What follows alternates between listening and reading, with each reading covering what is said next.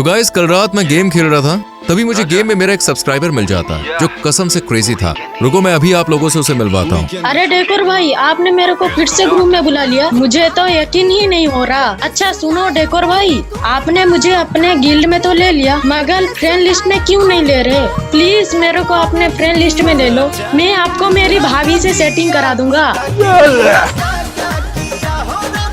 अबे बस भाई, क्या कुछ भी बोलता जा रहा है? तू मेरी सेटिंग कराएगा? अरे तेरी खुद की भी सेटिंग है क्या कोई? और क्या डेकोर भाई, दो सेटिंग है मेरी। भाई बुरा ना माने तो एक बात बता, तेरी एज कितनी है? मैं तो 12 साल का हूँ डेकोर भाई। भाई पढ़ने लिखने की उम्र में ये क्या कर रहा है यार? पढ़ाई लिखाई किया कर भाई, ऐसी अपमानजनक बातें ना कर। अरे डेकोर भाई प्लीज भाई, फ्रेंड लिस्ट में ले लो भाई, प्लीज यार प्लीज भाई। शायद तू जानता नहीं है, जो लोग मेरी वीडियो में अपनी यूआईडी कमेंट करते हैं ना, मैं बस उसे ही अपनी फ्रेंड लिस्ट में लेता हूँ। ओह तो देरी कैसी, सभी लोग जल्दी जल्दी कमेंट करो अपने यूआईडी।